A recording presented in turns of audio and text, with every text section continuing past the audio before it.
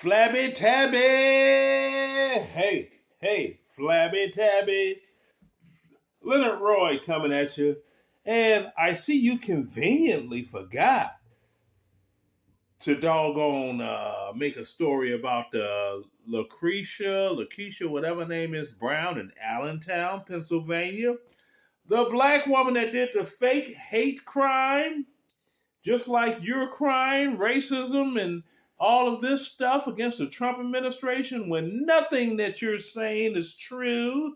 You're even using white people that are disgruntled with Trump, and you are using Latin people, Hispanics, or whatever you want to call them. Yeah.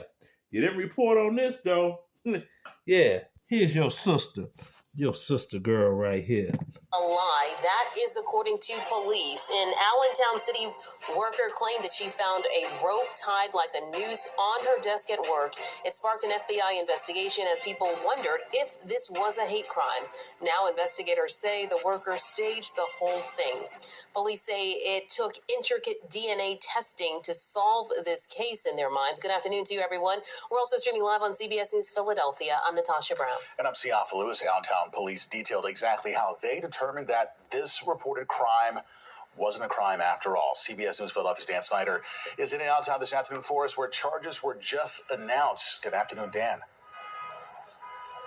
Siafa, Natasha, good afternoon. And yes, a shocking turn in this case that brought protests and demand for change to Allentown. Police now say they believe the woman that found that noose actually put it on her own desk.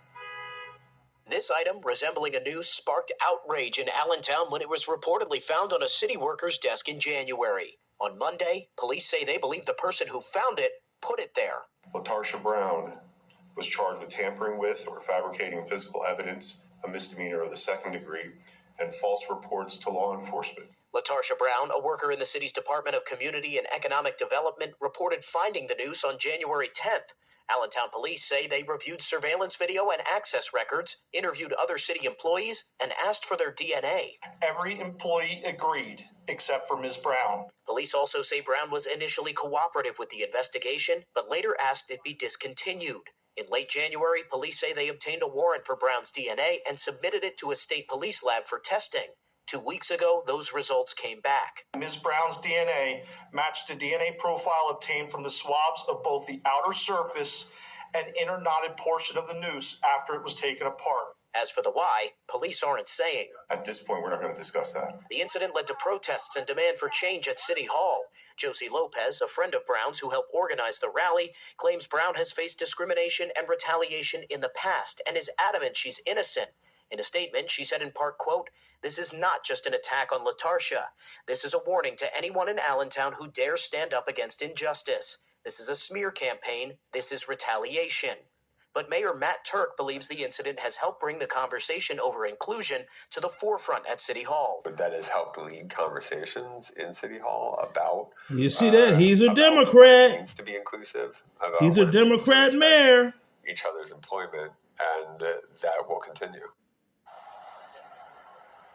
Now, city leaders would not comment on the future of Brown's employment status with the city. We did make attempts to reach out to Brown for comment on the situation. So far, we have not heard back. We'll send it back to you. Dan, thank you very much. Ha ha! So, Flabby Tabby. Flabby Tabby. Hey, Flabby Tabby. Yeah. Ha ha. She was asked for a DNA sample, and she refused. They had to get a warrant. Did they pick up the doggone? No, they didn't. She had to get a warrant. Well, they had to get a warrant for her for the DNA. Yes, they did. Turned out, hey, the only DNA on the doggone rope was hers. That's some Jesse Smollett. Jesse Smollett? Yeah. Jesse Smollett Part 2. You know, or that chick that was in New York that went to doggone, had a little hot butt in 1987, went to doggone see her boyfriend, and then lied and said that she got doggone grabbed by the KKK in New York.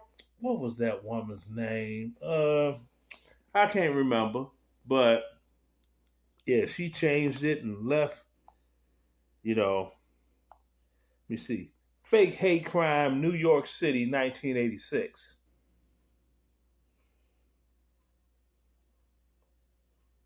Okay, that didn't come up, so Jussie Smollett did. New York woman, fake hate crime, 1987. Racial hoax. Okay. You click on this one here and cases. Oh, they got a bunch of them. Lois Thompson. That's not who I was looking for. Don't know if that's what. Tawana Brawley. There it is. Yeah. Tawana Brawley. Fake hate crime. Yeah. Yeah, like this one video that I saw. Oh, I can pull that one up because it was on Instagram. I sure can. Had this doggone black woman blaming racism because she can't lose weight. Ooh, let me put this one on here too, since I'm all about it. Let's see here. Here we go. Yes. All right. Let's go. We do the same diets as white women, we lose less weight and we lose it slower, even when we're following the diet than our white women counterparts. It's literally that the racism that you're experiencing and the struggle to make ends meet actually means the diet don't work for you the same. When we do the same diets as white women, we lose. Okay. So now dieting.